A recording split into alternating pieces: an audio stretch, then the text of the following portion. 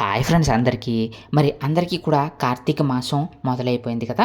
మరి కార్తీక మాస సోమవారం వ్రతం గురించి అద్భుతమైనటువంటి వీడియో నిన్న మనం తెలుసుకున్నాం. మరి ఈరోజు మనం కార్తీక మాసానికి సంబంధించి అద్భుతమైనటువంటి మరొక కథని, శివ కథని తెలుసుకుందాం. మరి కార్తీక పురాణంలో ఉన్నటువంటి అద్భుతమైన కథని ఈరోజు నేనైతే మీకైతే వివరించబోతున్నాను.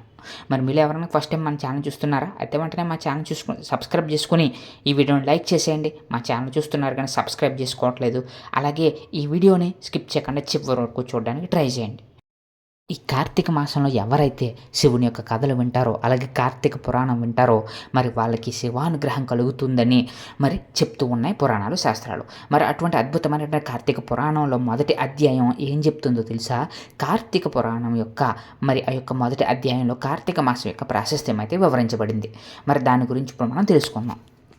పూర్వం నైమిసారణ్యంలో శౌనకాది మహామునులతో ఒక ఆశ్రమం నిర్మించుకుని సకల పురాణములు, పుణ్యచరిత్రలు వారికి వినిపించుకుంటూ సూత మహాముని కాలం గడిపుచుండెను.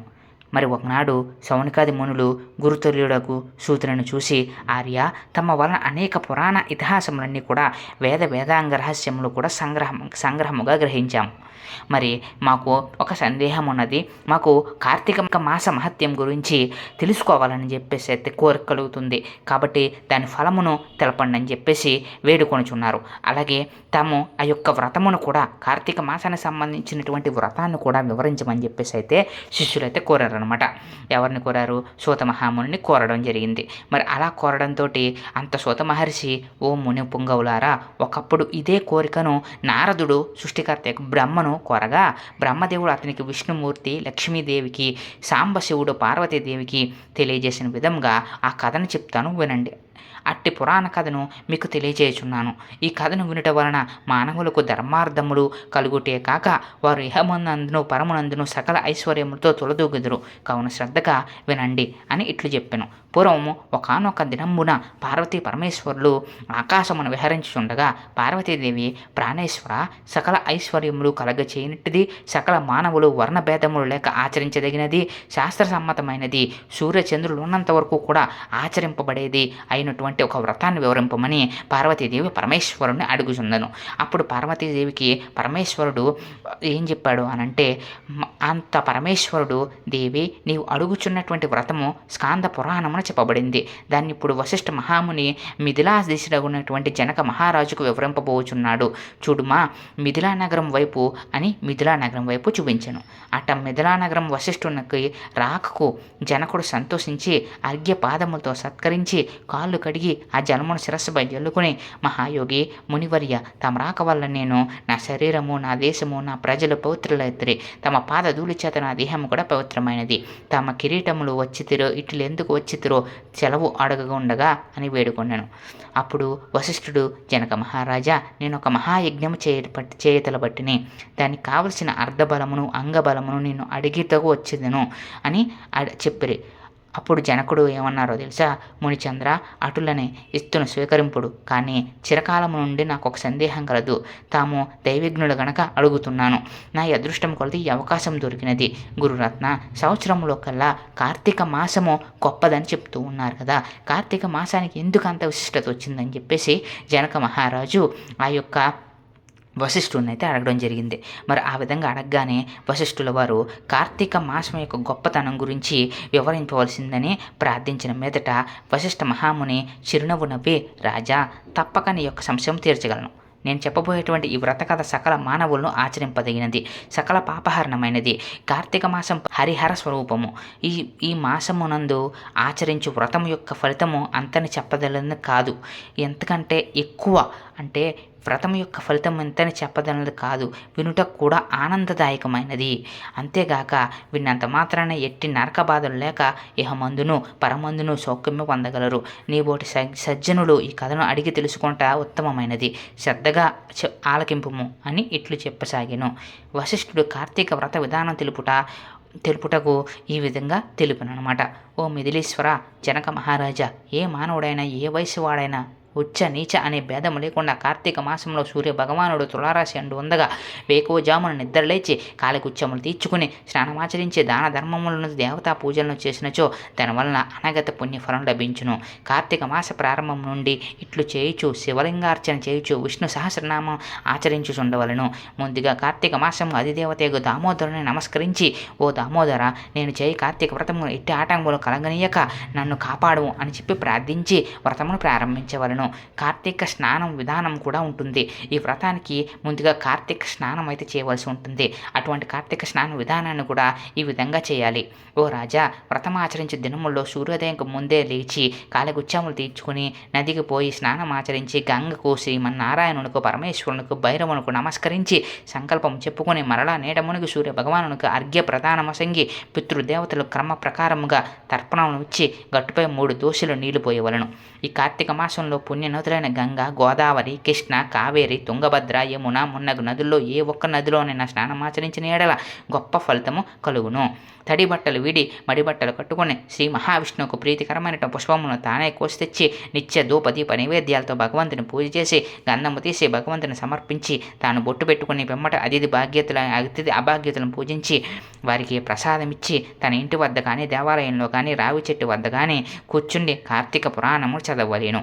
ఆ సాయంకాల సంధ్యావందనం ఆచరించి శివాలయం ఎందుకు కానీ, విష్ణాలయం ఎందుకు కానీ, లేక తులసి కొట్ట వద్ద కానీ దీపారాధన చేసి శక్తిని బట్టి నైవేద్యం తయారు చేయించి స్వామికి సమర్పించి అందరికీ పంచిపెట్టి తర్వాత తాను భుజింపవలను. మర్నాడు మృష్టాన్నంతో భూతతృప్తి చేయవలను. ఈ విధంగా వ్రతమాచరించి స్త్రీ పురుషులకు పూర్వమునందు ప్రస్తుత జన్మనందు చేసిన పాపం పోయి మోక్షముకు అర్హులగుదురు.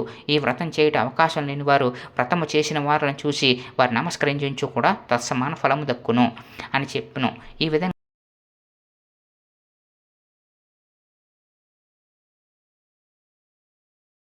విధంగా కార్తీక మాసం సంబంధించినటువంటి మరి అద్భుతమైనటువంటి కథ గురించి అయితే చెప్పారనమాట. అంటే కార్తీక మాసాన్ని ఎలా జరుపుకోవాలి అనేది మరి అద్భుతంగా ఆ యొక్క కార్తీక పురాణంలో మొదటి అధ్యాయంలో చెప్పబడింది.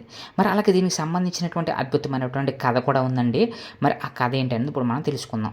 కార్తీక మాసంలో అది నోట్ల ప్రతి ఒక్కరు వినవలసినటువంటి కథ ఏంటంటే, పూర్వం ఒక బ్రాహ్మణులకి అందమైనటువంటి ఒక అమ్మాయి ఉండేదంట. బ్రాహ్మణ దంపతులకి ఒక అమ్మాయి ఉండేది. మరి ఆమె యుక్త వయసుకు అయితే వచ్చింది. అలాగే ఆమె పేరు ఏంటంటే చూడ్డానికి ఎంతో అద్భుతంగా అందంగా ఉండేది. కానీ ఆమెకి చిన్నప్పటి నుంచి కూడా దైవభక్తి తక్కువ. అలాగే ఆమె ఎవరి మాట వినేది కాదు. అందుకే ఆమె పేరుని కర్కశ అని పిలిచేవారు.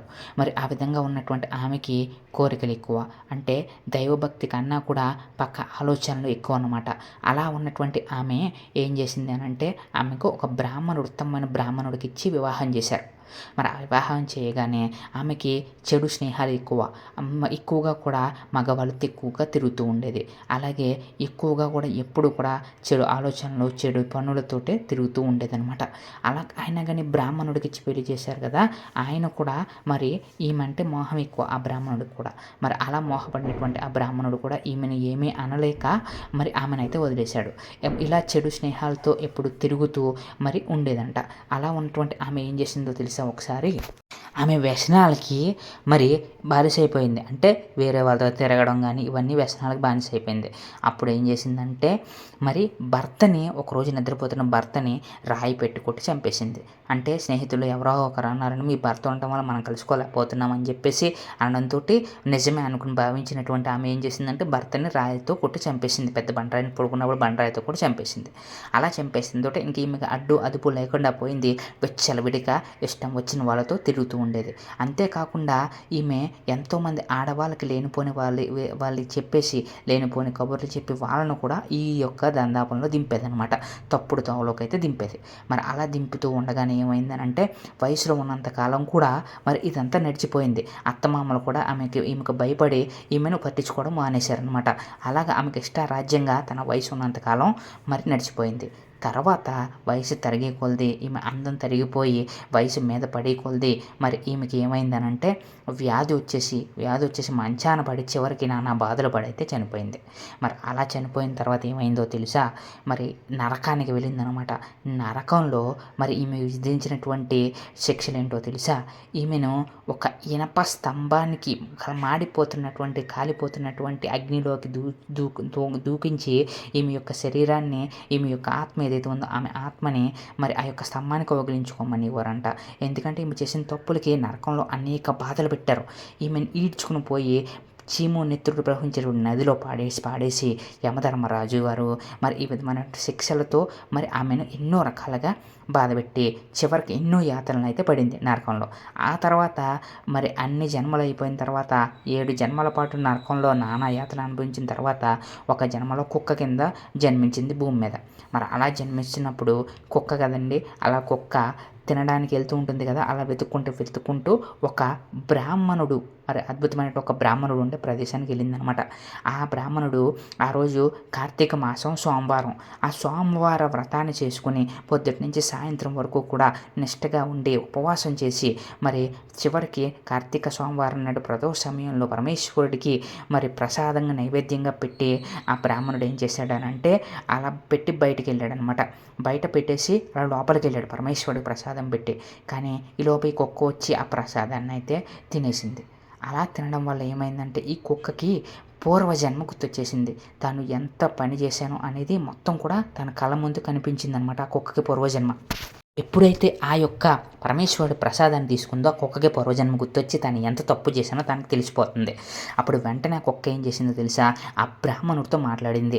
అయ్యా స్వామి, మీరు ఎంత మహాత్ములో, ఈ అన్నం తిన్న తర్వాత నాకు పూర్వజన్మ గుర్తొస్తుంది, చాలా బాధ వస్తుందని చెప్పి ఏడ్చేసింది. అలా ఏడవడం వల్ల ఏమైందంటే అప్పుడు ఆ బ్రాహ్మణుడు కరిగిపోయి జాలి చెంది తాను చేసినటువంటి కార్తీక మాస వ్రతాల్లో ఒక్క వారానికి సంబంధించినటువంటి వ్రతం యొక్క ప్రభావాన్ని దానికి ఆ కుక్కకైతే ధారబోసి ఆ కుక్క పాపాలు తొలగిపోవాలని చెప్పేసి పరమేశ్వరుని కోరుకున్నాడు. వెంటనే ఆ కుక్క రూపం పోయి ఆమెకు అద్భుతమైనటువంటి సుందర రూపం వచ్చి ఆమె ఎగురుకుంటూ అద్భుతంగా విహరించుకుంటూ కైలాసానికి అయితే వెళ్ళిపోయిందంట. చూసారా ఎంత సోమవార వ్రత ప్రభావం ఎంత గొప్పదో అనేది ఈ యొక్క కథలో తెలుస్తుంది కదా. మరి అందుకే కార్తీక మాసంలో వచ్చేటువంటి సోమవారాలు ఎంతో అద్భుతమైన సోమవారాలు. ప్రతి సోమవారాన్ని కూడా ఎంతో అద్భుతంగా శివారాధన కోసం మరి వినియోగించుకోవాలి. అలాగే శివాభిషేకాలను చేసుకోవాలి, శివార్చన చేయాలి. మరి శివుని గనక ఈ కార్తీక మాసంలో వచ్చిన సోమవారాల్లో గనక పూజించినట్లయితే అద్భుతమైన ఫలితాలు ఉంటాయి. అలాగే శివుడు కేశవుడు అంటే శ్రీ మహావిష్ణువుని ఆరాధించిన, అలాగే పరమేశ్వరుని ఆరాధించిన ఈ యొక్క కార్తీక మాసం ఎంతో అద్భుతమైందని చెప్పేసి పురాణాలు శాస్త్రాలు చెప్తూ ఉన్నాయి.